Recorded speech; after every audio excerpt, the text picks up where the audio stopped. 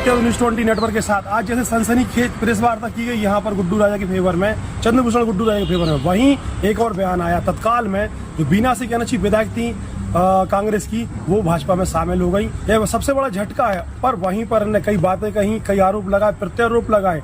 उसके साथ साथ कई कर्नाटक की बात भी करी, कईयों के बताए यौन शोषण, महिला शोषण, बहुत सी बातें करी, शिक्षा, हर चीज की बातें करी। मुद्दे हैं, मुद्दों से बाजार नहीं गरमाया होता है। पर हाँ, मुद्दे की बात ये है कि सामने वाले के विकेट पे विकेट झटके जा रहे हैं। भाजपा सरकार इतनी मजबूत होने के बाद भी और भी मजबूत होती जा रही है। आप देख सकते हैं 400 पार की नीति में क्या होता है। 7 तारीख को सारा चीज का खुलासा हो जाएगा, बाकी देखना होगा अब आगे होता क्या है। नमस्कार, आदित्य न्यूज़ 20 के साथ। से आपको इस विधायक बना दिया, कौन सा रिस्पॉन्स चाहिए? आप तो मजबूत स्तंभ समझ रहे थे उनके लिए महिला मोर्चा में। देखिए, समझने में क्या, यही तो उनको क्या, कहाँ, किस तरह से प्रलोभन या किस तरह की और बातें हैं, ये तो दबाव की राजनीति, ये तो उनसे पूछा जाए। जी आज ही आपने प्रेस वार्ता की और आज ही आपको बड़ा इतना झटका लग गया, इसमें क्या कहेंगे? देखिए, वही तो बात कर रहे हैं, सरकार को इस हद तक नहीं जानी चाहिए। सागर जिले की एक बीना विधानसभा क्षेत्र की कांग्रेस की विधायक श्रीमती निर्मला सप्रे जी ने आज भारतीय जनता पार्टी की सदस्यता ग्रहण की। यादव जी के नेतृत्व में कांग्रेस पार्टी को छोड़कर भारतीय जनता पार्टी का दामन छोड़ा है।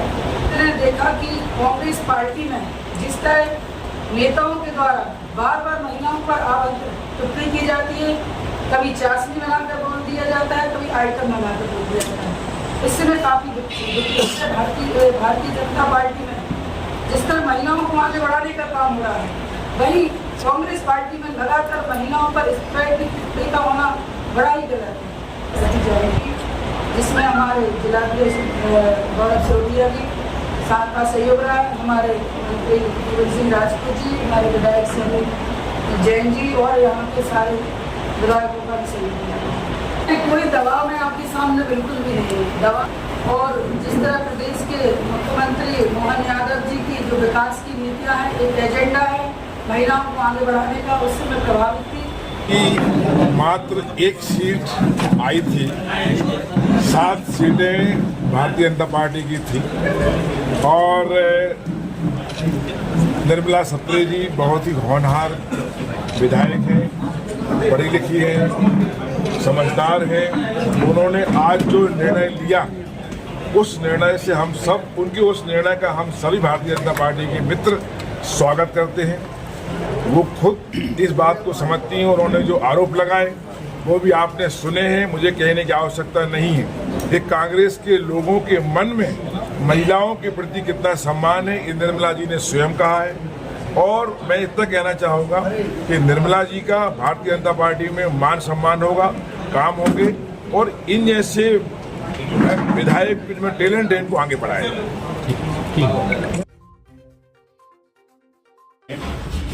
छोटी बच्चियों के साथ जिनका हम समाज में पूजन करते हैं हर सुख दुख के मौके पर, उसके बारे में आप क्या कहेंगे? ये सरकार तो चर्चा कर ही नहीं रही उन मामलों में।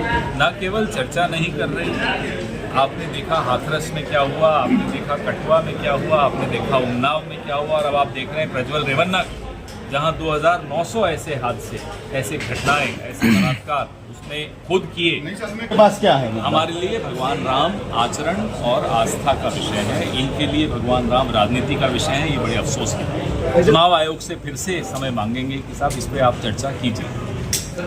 के कार्यकर्ता और नेता रेपिस्ट के पक्ष में झंडा लेकर प्रदर्शन कर रहे हैं। भाजपा ने ये किया, ये पहली बार हुआ है।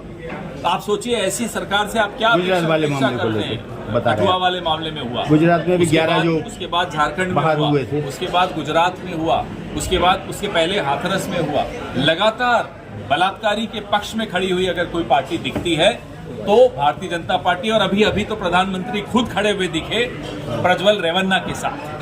सुधारे, इस तरह से उनको नहीं करना चाहिए जिस तरह की वो भाषा का इस्तेमाल करते हैं अपने विरोधियों के लिए। कभी किसी को शुक्नखा, कभी किसी को जर्सी गाय, ऐसे कहना अच्छा नहीं। 50 करोड़ की गर्लफ्रेंड, ये सब शोभा नहीं देता राजा का। कहते हैं साहब आप गिरफ्तार क्यों नहीं कर रहे? SIT तो हम ही ने बनाई है, पासपोर्ट जब्त करने का निर्देश तो हमने दिया, आप तो जानते थे ये है, उसके बाद भी आपने उसको देश से बाहर जाने दिया। आप देखिए, इमिग्रेशन तो राज्य सरकार के पास नहीं है ना, वो तो केंद्र सरकार के पास है। बच के कैसे भाग गया जर्मनी?